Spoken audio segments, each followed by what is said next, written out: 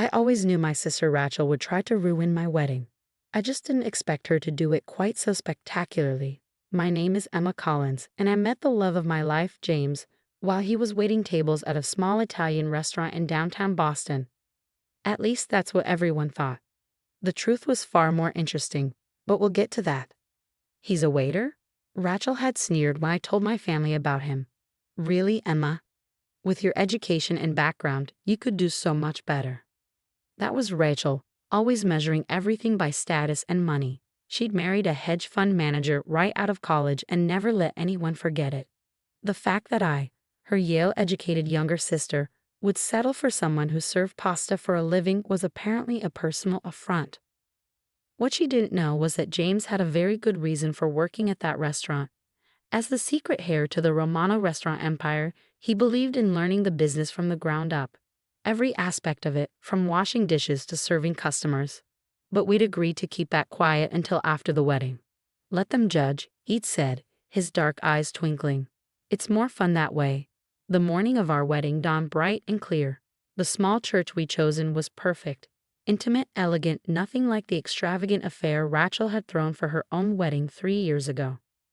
I was in the bridal suite, my mother fussing with my veil, when Rachel burst in.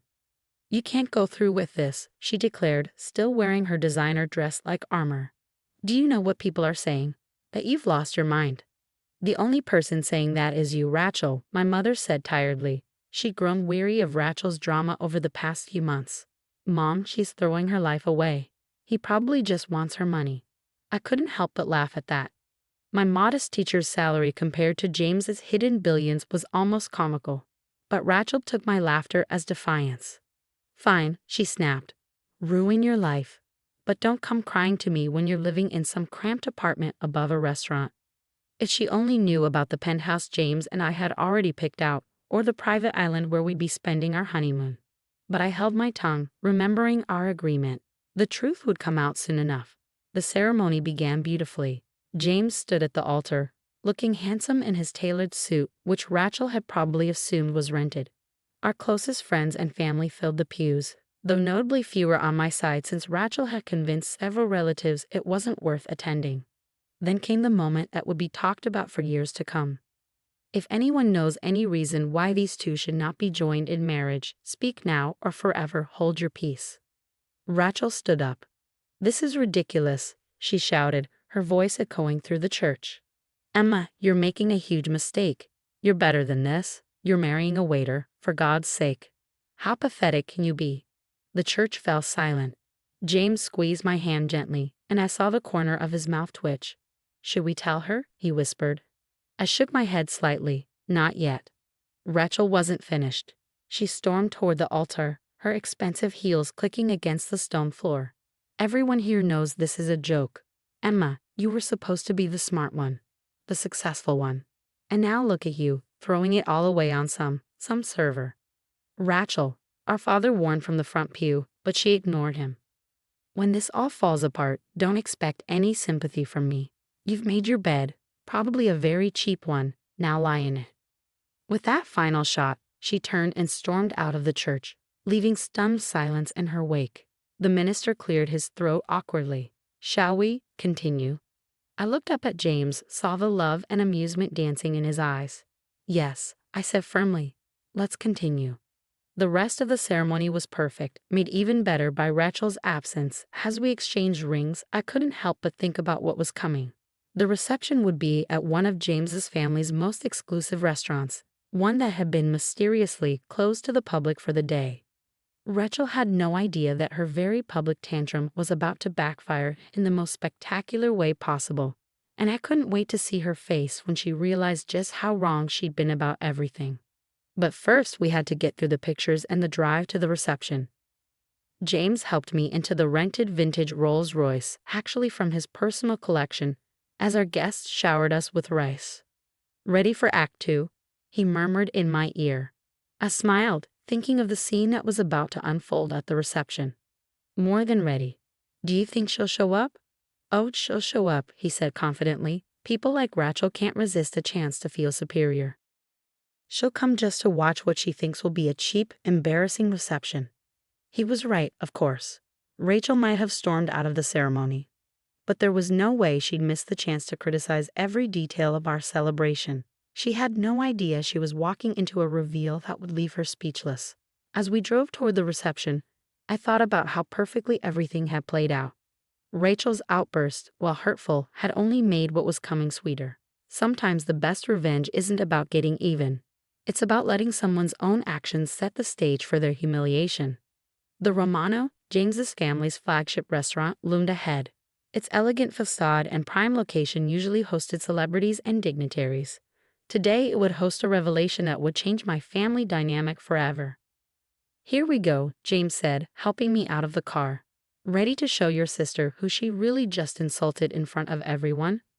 I smoothed my dress and took his arm. "Let's give her a show she'll never forget." The doors of the Romano swung open, and I heard the collective gasp from our arriving guests. Crystal chandeliers cast a warm glow over marble floors and hand-painted murals. White-gloved servers circulated with champagne, each bottle worth more than what most people thought James made in a month. "This must be a mistake," I heard someone whisper. "How could they afford this place?" Rachel arrived fashionably late, probably expecting to find us in some budget banquet hall. She froze in the doorway, her perfectly made-up face twisted in confusion. "There's been a mix-up," she said loudly, approaching me. "This is the Romano. They don't do wedding receptions, ever." "They made an exception," James said smoothly, appearing at my side. "For family." Before Rachel could respond, an elderly man in an impeccable suit approached us. Everyone in the restaurant business knew Antonio Romano, the patriarch of the Romano Empire. He was notoriously private, rarely seen in public. "James," he said warmly, embracing my husband. "My grandson, finally married to his beautiful Emma." The silence in the room was deafening. Rachel's champagne glass slipped from her fingers, shattering on the marble floor. "Grandson?" she choked out. "What do you mean, grandson?" Antonio turned to her, his eyes sharp despite his age. "And you must be the sister who caused such a scene at the church. Tell me, what was it you called my grandson?" "Ah, yes, some server." The color drained from Rachel's face as the truth sank in. James wasn't just a waiter. He was the heir to one of the largest restaurant empires in the country. The Romano Group owned hundreds of high-end establishments across the globe, along with hotels, vineyards, and real estate. I didn't know," she stammered. "Clearly," Antonio said dryly. "Perhaps next time you'll remember that true class isn't about what someone does for a living, but how they treat others." James squeezed my hand as Rachel stood there, mortified. Around us, guests were beginning to whisper as they pieced together the truth. The simple wedding ceremony followed by this lavish reception. The waiter, who was actually restaurant royalty. "Why did you tell me?" Rachel demanded, finding her voice. "You let me believe. You let me make a fool of myself." "Would it have mattered?" I asked quietly. "Would you have treated James differently if he'd known who he really was?" "Because that's exactly why we didn't tell anyone. We wanted to know who our true friends were." "But I'm your sister." "Yes," I said. "Which makes your behavior even worse. You couldn't even be happy for me unless you approved of my choice's social status." Antonio cleared his throat. "If you'd like to leave, no one would blame you. You've already provided enough entertainment for one day." Rachel's face flushed deep red. She looked around the room, seeing the judgment in everyone's eyes. The same people who had witnessed her outburst at the church were now watching her humiliation. "I should go," she muttered. "Stay," James said unexpectedly. Everyone turned to look at him. "Stay, enjoy the reception. Consider it a chance to start over, to see people for who they are, not what they own or what they do for a living." I looked at my husband with pride. Even after Rachel's awful behavior, he was showing more class than she ever had. She hesitated, then slowly nodded. I'd like that, and I owe you both an apology." "Yes, you do," Antonio agreed. "But perhaps that can wait until after the first dance. I believe my grandson and his bride have waited long enough to celebrate properly." As James led me to the dance floor, I caught glimpses of Rachel's face. She stood alone, watching us swirl beneath the chandeliers, probably calculating how many times she'd have to apologize before she could start bragging about her connection to the Romano family. "She'll never change completely," James murmured, reading my thoughts as always. "No," I agreed. but maybe she'll think twice before judging someone based on their job again. The reception continued like a fairy tale. Course after exquisite course of Romano specialties, wine from the family's private reserve, and stories from James's time working his way up through every position in the restaurant. He insisted on starting at the bottom. Antonio told our captivated guests. Said he needed to understand every aspect of the business. Most trust fund kids want to start in a corporate office. Not mine, James. I watched Rachel's face as she realized just how wrong she'd been. The waiter she dismissed had shown more work ethic and humility than her hedge fund husband ever had. As the night went on, I saw her try to approach us several times, probably to apologize or attempt damage control. But there was always someone else wanting to talk to us, to share a story or offer congratulations. Her social punishment would last a bit longer. After all, she'd spent months making me feel small. A few hours of humility wouldn't kill her. Besides, we had other things to focus on, like the honeymoon villa waiting for us on the Romano family's private island. But that was another surprise for another day. For now, I was content to dance with my husband, surrounded by people who loved us for who we were, not what we owned. And if my sister learned something from all this, well, that was just icing on our very expensive wedding cake. A year passed and life settled into a new rhythm. James and I moved into our penthouse overlooking Boston Harbor, and I continued teaching while he took on more responsibilities within the Romano group. We kept things low-key, just as we always had, but Rachel struggled with our newfound dynamic. "You could at least let me host a proper housewarming," she complained one afternoon, eyeing our minimalist decor. "This place deserves to be shown off." "That's exactly why we don't show it off," I replied. "Some things are better kept private." She didn't understand. She'd spent the past year trying to rebuild her reputation, dropping the Romano name whenever possible. Her social media was suddenly full of posts about my sister and her husband's amazing restaurants and family dinner at the Romano. James found it amusing. "At least she's promoting the business," he'd say with a shrug. But everything changed when Rachel's perfect world started crumbling. Her hedge fund husband, Michael, got caught in a scandal. Insider trading, fraud, the works. Suddenly, the wealth she'd lorded over everyone was gone, frozen by federal investigators. She showed up at our door late one night, mascara streaking down her face. "They're taking everything," she sobbed. "The house, the cars. Michael's facing jail time. I don't know what to do." I led her to the living room, where James was working on his laptop.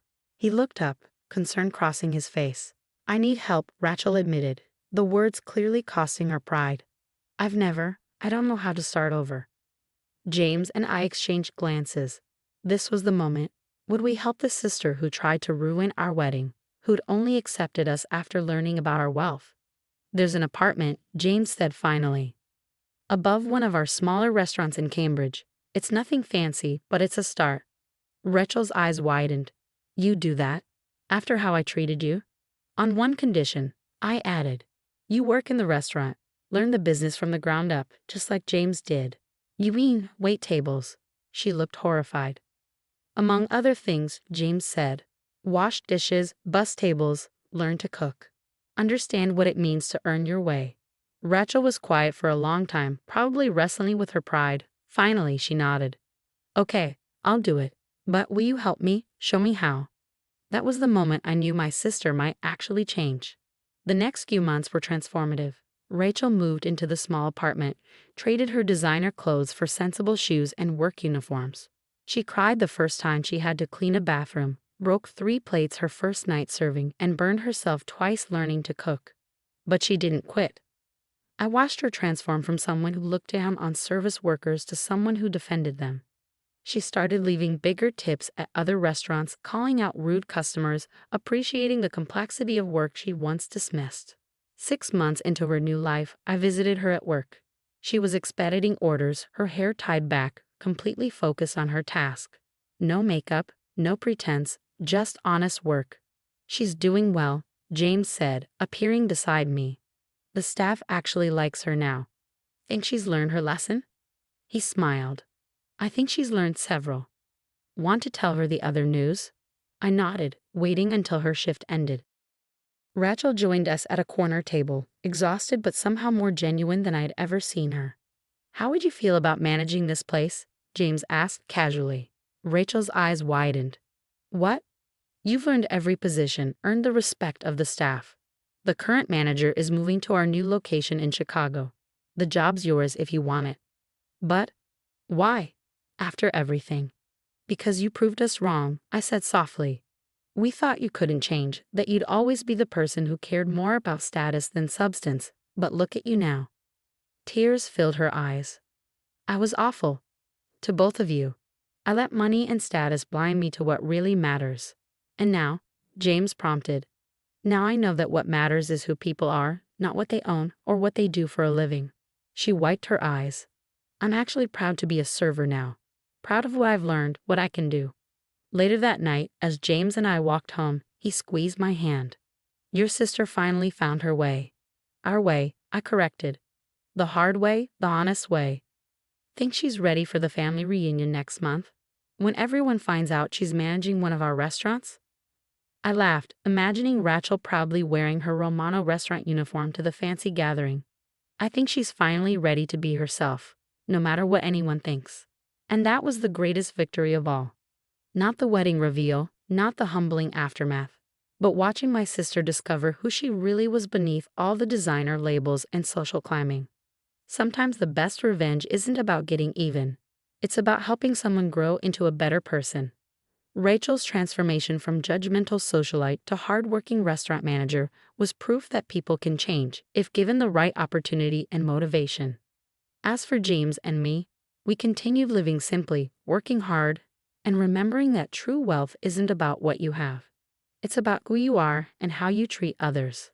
That's a lesson worth more than all the Romano billions combined.